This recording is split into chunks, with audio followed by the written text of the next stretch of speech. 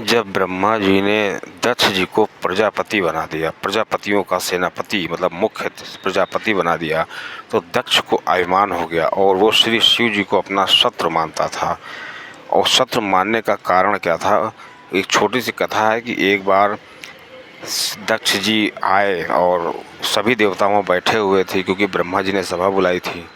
और वहाँ पर ब्रह्मा विष्णु महेश के अलावा सभी देवता तो खड़े हुए, लेकिन ये तीनों लोग नहीं खड़े हुए। इसलिए जो दक्ष जी थे वो तीनों को अपना, ब्रह्मा विष्णु महेश तीनों को उन्होंने यज्ञ में नहीं बुलाया था, तीनों को अपना शत्रु समझते थे।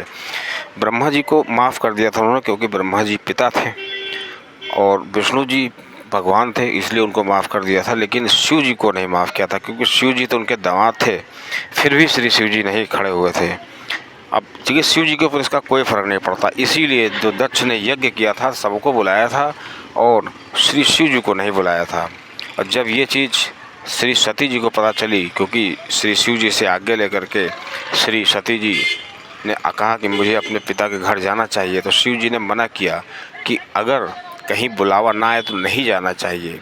फिर भी शिव जी ने कहा कि अगर पिता का घर हो, गुरु का घर हो और अपने मालिक का घर हो और किसी मंदिर में अगर कोई कथा हो रही है तो वहाँ पर बिना बुलाए जाना चाहिए। फिर भी अगर कोई अपमान करने की वजह से न बुला रहा हो तो वहाँ कदापि नहीं जाना चाहिए, और वहाँ जाना अकल्याणकारी होता है। लेकिन सती जी नहीं मानी, सती जी गईं, और जब वहाँ गई तो बताते हैं कि वहाँ पर श्री सती जी से कोई बोला तक नहीं, सबने मुंह फेर लिया, किसी ने उस नज़र में नज़र नहीं मिलाई। केवल श्री तुलसीदास जी लिखते हैं केवल माता ऐसी थी, सती जी की जो माता जी थी वो मिली थी सती जी से, और उनकी बहनें मिली थी लेकिन बहुत मुस्काता। श्री तुलसीदास जी ने लिखा कि भागिनी मिली बहुत मुस्काता, और जो कहा जाता है कि अगर कोई बहुत मुस्कुरा करके मिले तो समझ लीजिए उसमें व्यंग होता है। तब श्री सती जी ने अपनी माता से कहा कि क्या मैं आपकी आज्ञा हो तो मैं जा कर के जहाँ यज्ञ हो रहा है वहाँ पर चली जाऊँ, वहाँ का मुआयना कराऊँ। जब श्री सती जी वहाँ पर गईं तो उन्होंने देखा कि सभी देवताओं के लिए स्थान बने थे, शिव के लिए कोई स्थान नहीं था। तो श्री सती जी समझ गई कि जब शिव के लिए कोई स्थान नहीं है तो श्री शिव जी का यहाँ पर उपहास भी होगा, और सभी ने हाँ में हाँ मिलाई हो। तो श्री सती जी बहुत नाराज़ हुई, बहुत उनको क्रोध आया।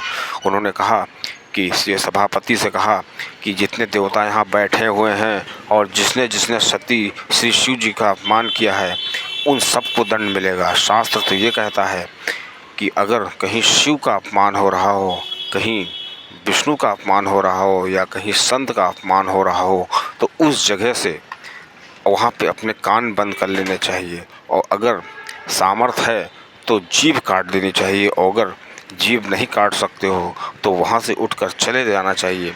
और तुम सब लोग यहाँ बैठ करके तमाशा देख रहे हो, श्री शिव जी का अपमान कर रहे हो। जिसने जिसने भी श्री शिव जी का अपमान किया है उससे उसको फल मिलेगा। बस श्री सती जी ने अपने पिता से कहा कि मैं तुम्हारी पुत्री के रूप में एक पल भी जीवित नहीं रहूँगी, क्योंकि तुमने मेरे पति का अपमान किया है। और तुरंत श्री सती जी ने दाहिने अंगूठे से अग्नि प्रज्वलित की और अपने आप को उन्होंने उसमें भस्म कर लिया। भस्म करने से पहले श्री सती जी ने एक अच्छा काम किया था कि श्री राम जी से प्रार्थना की थी कि जन्म जन्म मतलब जितनी बार मुझको जन्म मिले मुझे श्री शिव जी की ही पत्नी बनाइएगा। अब श्री राम जी ने यही इनकी तमन्ना पूरी की जो श्री सती जी ने कहा था। श्री सती जी का अगला जन्म